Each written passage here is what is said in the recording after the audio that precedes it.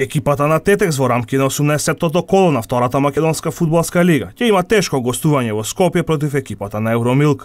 Тетовските фудбалери моментно се наоѓаат на последната позиција на второлигашката табела со 13 бодови, односно 3 помалку од местата кои носат директен опстанок во лигата.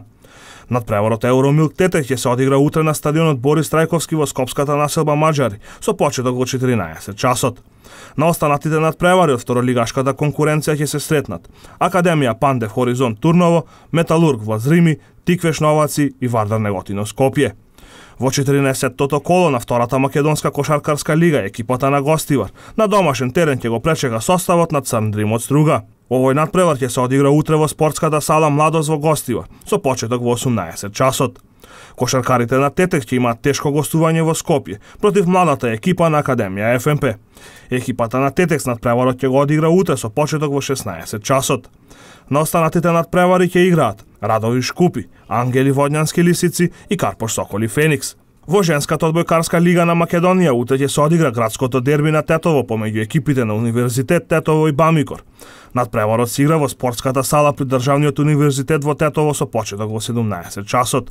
Дуелот помеѓу двете тетовски екипи ќе има и надпреварувачко значење, со оглед на тоа дека Универзитет Тетово е на 4-та позиција, додека Бамикор е 5-ти.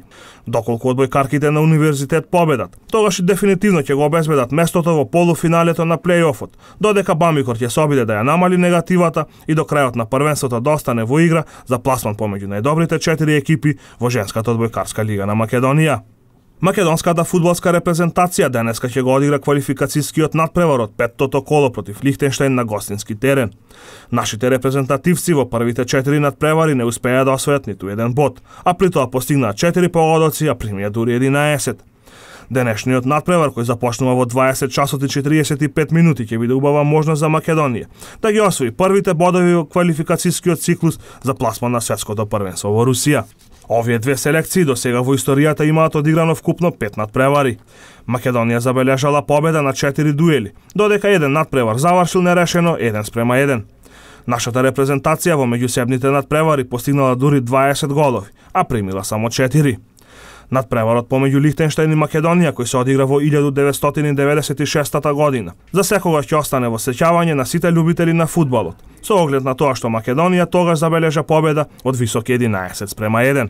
Овој резултат представува највисока победа за Македонија во историјата, а воедно и највисок пораз на Лихтенштеин.